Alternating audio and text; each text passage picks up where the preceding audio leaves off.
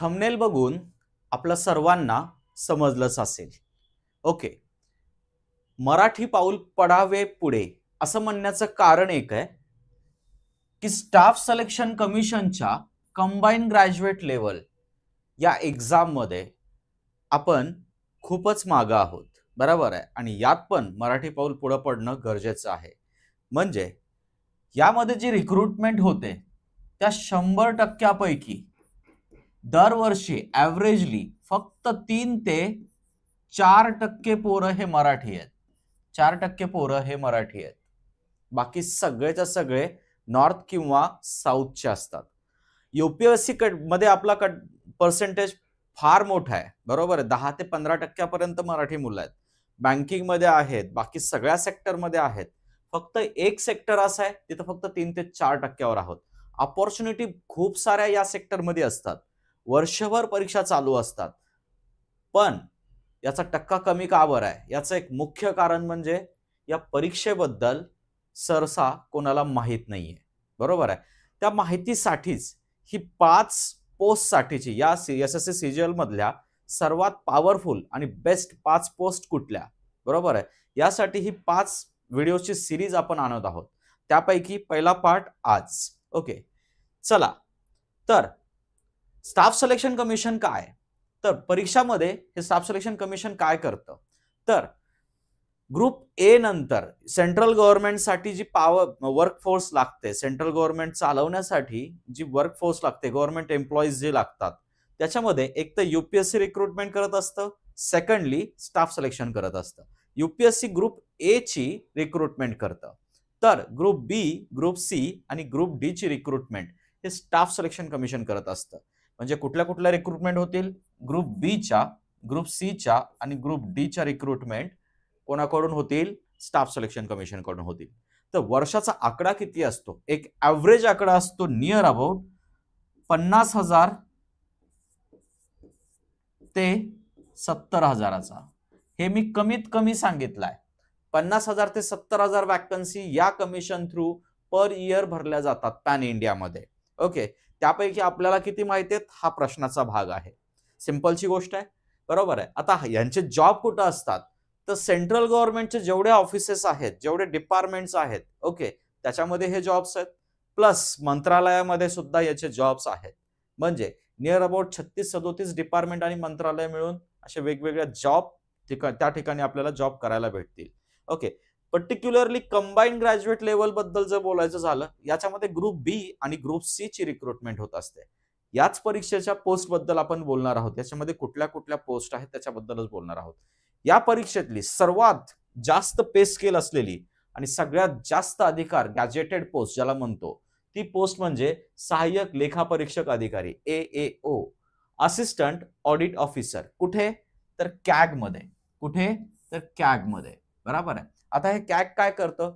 देशातल्या सगळ्या संस्था, म्हणजे ज्या गव्हर्नमेंट संस्था आहेत किंवा पीयूसीज आहेत किंवा मग वेगवेगळे डिपार्टमेंट आहेत, राज्य आहेत, यांचं ऑडिट करायचं काम हे कॅग करत असतं. म्हणजे एक सिंपलच्या लँग्वेजमध्ये सांगायचं म्हणलं तर तुम्ही वर्षभरात कोण किती खर्च करतंय आणि किती पैसा हवाय आणि कसा केलाय खर्च यांनी, याचं सगळं बघायचं काम हे कॅग करत असतात. त्या डिपार्टमेंटमध्ये एक असिस्टंट ऑडिट ऑफिसर म्हणून तुम्हाला काम करायचं असेल तर ही एसएससी सीजीएल ची एक्झाम द्यावी लागते. ओके, विभाग कुठला? भारतीय लेखा आणि महालेखा परीक्षक विभाग, त्यालाच आपण कॅग म्हणतो. ग्रेड पे काय असेल याचा? 48 आहे. एसएससी सीजीएल मधला सगळ्यात हायेस्ट ग्रेड पे. याच्या नंतरचा ग्रेड पे यूपीएससी ला 55 असतो. यूपीएससी थ्रू फायनान्स डिपार्टमेंट मध्ये किंवा त्या याच्यामध्ये जाणाऱ्यांसाठी ग्रेड पे काय असतो? तो 55. बरोबर आहे, 55 असतो. 5500 चा ग्रेड पे असतो. तुमच्या हातात पे लेवल काय असेल? तुमची 8 असेल. सध्या चालू म्हणता येईल त्याला 7 का 8, 7 म्हणता येईल तर तुम्हाला. ओके, 7 पे नुसारच आहे हे. पगार श्रेणी म्हणजे तुमच्या हातात किती येऊ शकतं? 47,000 ते 1,51,000 पर्यंत तुमची सॅलरी असेल. In hand salary near about तुमची 70 ते 80,000 पर्यंत असेल. याच्यामध्ये 70 ते 80,000 पर्यंत असेल. जॉबचं लोकेशन, पोस्टिंग लोकेशन काय? मुख्यतः मोठ्या शहरामध्ये तुमचं मेट्रो सिटीमध्ये, मेट्रोपॉलिटन सिटीमध्येच तुमचं पोस्टिंग होतं. म्हणजे दिल्ली, मुंबई, बरोबर आहे, मद्रास, चेन्नई वगैरे या ठिकाणी, अशा ठिकाणी तुमचं हैदराबाद वगैरे या ठिकाणी पोस्टिंग होऊ शकतं. पॅन इंडिया जॉब आहे. ओके, सगळ्या गव्हर्नमेंटच्या फॅसिलिटी याच्यासोबत असतात. नेक्स्ट, कामाचे स्वरूप काय असेल? सरकारी खात्यांचे ऑडिट करणं. जसं मी तुम्हाला पहिल्यांदा सांगितलं होतं, जेवढे सरकारी खाते आहेत, कुठं खर्च होते, प्रत्येक राज्याचं, प्रत्येक पीयूसीचं, पब्लिक अंडरटेकिंग कंपनीजचं किंवा मग कुठल्या डिपार्टमेंटचे जे खाते आहेत त्यांचं ऑडिट करणं, वित्तीय व्यवस्थापनात मदत करणं, assisting in financial management. Okay, डिपार्टमेंटला वित्तीय व्यवस्थापनामध्ये मदत करणं हे तुमचं काम असेल.